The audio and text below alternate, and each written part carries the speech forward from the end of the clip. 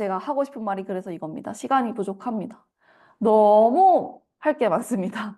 이 TOK도 결국에는 학년 중에 하는 것이고 IB 과정 중에 하는 것이고 IA도 전부 과정 중에 하는 것이고 IB 학과목 공부 포머티브 계속 나오고 서머티브 계속 나오고 포머티브는 엄마 포머티브는 점수 안 들어가도 괜찮아 망쳐도 돼 라고 하면 잘못되었다라고 얘기를 주셔야 합니다. 아이들한테. 포머티브는 정말 공식적인 그 산출되는 성적에는 안 들어갈 수도 있지만 저희가 대학교 갈 때 predicted grade라고 해서 선생님이 주시는 예상 점수 같은 게 있단 말이에요. 거기에 항상 이 포머티브에서의 뉘앙스가 들어가지 않을 수가 없습니다. 사람이다 보니 그렇지 않을 수가 없기 때문에 그런 것들 조심해야 하고 항상 이제 포머티브에서 이제 많이 미끄러지다 보면은 선생님들이 이 친구에 대한 이미지 자체가 조금 안 좋아질 수 있는 거죠. 그다음에 굵직한 부가 요소 제가 방금 전에 말씀드렸던 이건 individual oral의 약자인데요. language 그룹만 IA 대신 IO를 한다고만 알아두시면 될 것 같습니다. 구술 면접 같이 진행을 하기 때문에 individual oral이라고 하는 것입니다. IA, EE, TOK, CAS 이런 식으로 해야 될 게 너무너무너무 많죠. 자, IA는 학교 선생님 역량에 따른 차이가 클까요? 학교 선택 결과에 주는 영향이 얼마나 크고 중요할까요? 라고 질문을 해주셨는데요. 학교 선생님 역량에 따른 차이 굉장히 큽니다.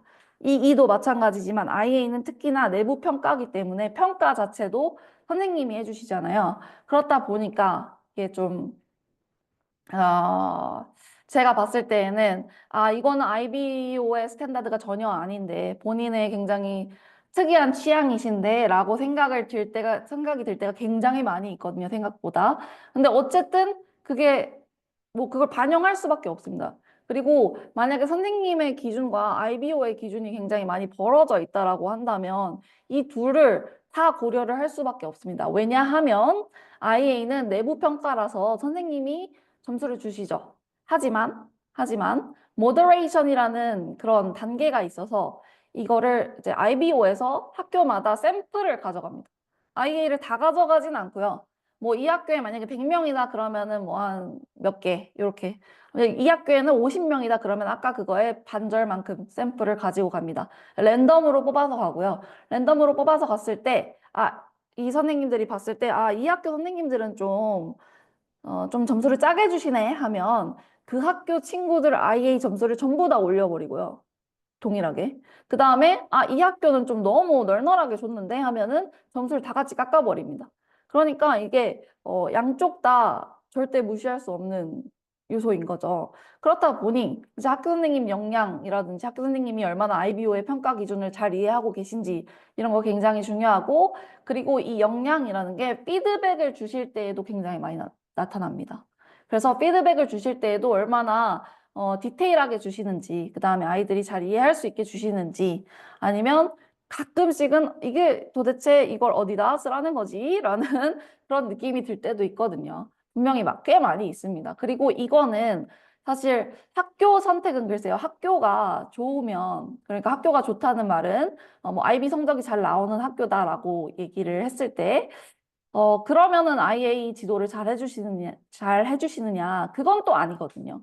그거는 또 디파트먼트 안에서도 어떤 선생님에게 배우느냐에 따라서 굉장히 차이가 많이 나더라고요. 항상 그렇더라고요.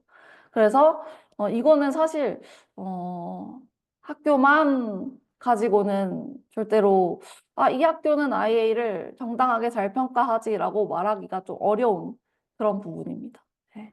그래서, 보통, 그쵸. IA를 근데 저희가 뭐, 대부분은 프로그램을 통해서 처음부터 끝까지 같이 하는 프로그램을 같이 하지만, 어떤 친구들은 학교에서 서포트가 좋기 때문에, 그렇게 안 하고, 초안 자기가 써서, 내고 피드백을 받아서 마지막에 첨삭만 같이 하는 경우도 굉장히 많이 있거든요. 그런 경우는 근데 한 열에 한둘 정도라고 봅니다. 예. 생각보다 좀 서포트가 잘 안 될 수도 있는 부분이라서 그런 부분은 이제 근데 학생의 역할도 굉장히 중요합니다. 이건 아이들한테 말씀을 해주시면 좋은데 자꾸 이거를 IBO 룰은요. 피드백 한 번, 포멀 피드백을 주는 거예요. 근데 자꾸 찾아가서 요만큼씩 물어보는 거는 절대 그걸 가지고 뭐라고 할 수는 없거든요. 그래서 뭐 이런 식으로 풀어 나가려고 하는데 어떻게 생각하시는지 이런 거를 자꾸 자주자주 오피스 아워에 찾아가서 선생님 생각을 듣는 게 바로 취향 파악도 되면서 IA 점수를 안전하게 가져갈 수 있는 그런 굉장히 중요한 방법 중에 하나라고 보시면 될 것 같습니다.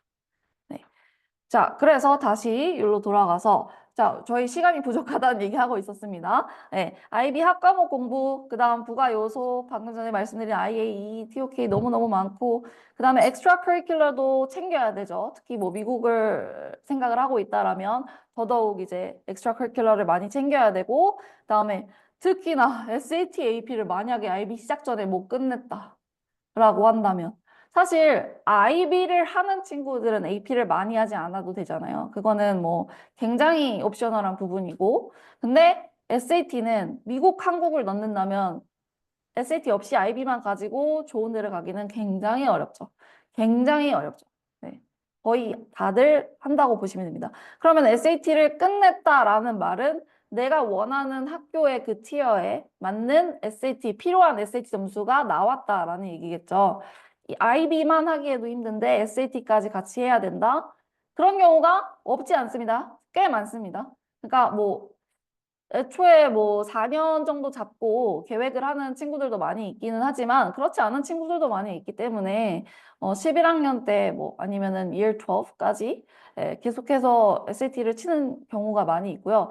그래도 저는 IB1 끝날 때쯤이 IB 1학년 끝날 때쯤이 마지노선이라고 말씀을 드리긴 하거든요. 왜냐면은 그 이후로는 이제 IB가 너무 힘들어지기도 하고 둘을 병행하는 게 사실상 좀 현실적으로 그렇게 추천할 만한 일은 아니라서 그런 건데 어쨌든 이걸 끝내지 못했다면 그렇다면 더더욱 과목 선택에서 신중할 수밖에 없겠습니다. 그래서 어쨌든 이런 이유 때문에 저희가 과목 선택을 오늘 잘 배워봐야 하는 거고요. 그렇다면 과목 선택은 어떻게 하느냐? 일단은 가장 기본적으로는 요거 알고 계시죠?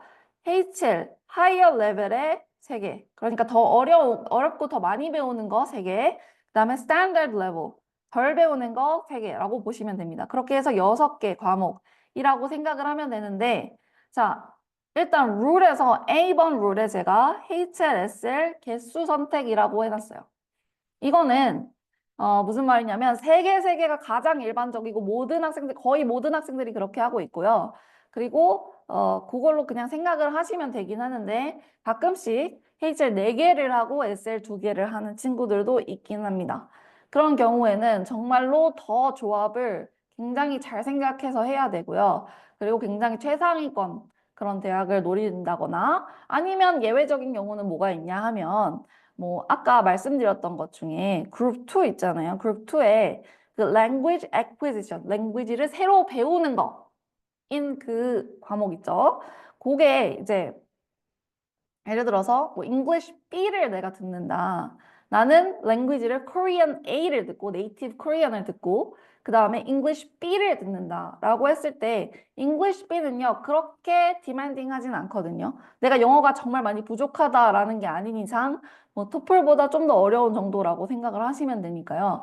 그러면은 아무래도 English B를 여기 HL에 하나 더 넣고 그 다음에 나머지 HL 3개 이렇게 해서 4개를 가는 경우는 꽤 있지만 정말로 옹골차게 HL 과목 4개를 골라서 가는 경우는 진짜 흔치 않고 정말 내가 자신 있다가 아닌 이상 3개가 맞다고 저는 생각을 합니다. 왜냐면 점수가 결국에는 중요하기 때문이죠. 자, 그 다음 B 두 번째는 그룹당 한 과목인데 예외가 있다라고 말씀을 드렸어요. 아까 6그룹 있었죠, 6그룹. 근데 예외가 뭐냐 하면 일단 그룹 2는 language acquisition, 다시 한번 language를 새로 배우는 애. 근데 얘는 사실 꼭 하지 않아도 돼요. language는 딱 2개를 하면 되는데 둘 다 네이티브로 해도 괜찮습니다. 그러니까 A 2개를 해도 괜찮다는 얘기죠. 그러면 B나 에비니시오가 없어도 되겠죠. 그래서 한국 친구들 같은 경우에는 Korean A랑 English A를 같이 하는 경우도 꽤 있습니다. 네. 그리고 학교에서 그거를 조금 디만드하는 그런 학교들도 내부 규정상 그런 학교들도 꽤 있습니다. 그렇게 알아두시면 되고 그룹 6는 아트였죠, 아트. 아트, 뭐, 필름, 티어터, 그다음에 뮤직 이런 것들이었는데 아트는 꼭 듣지 않아도 됩니다. 그러니까 그룹 6에서 하나를 하지 않고 나머지에서 하나를 더 선택해도 됩니다.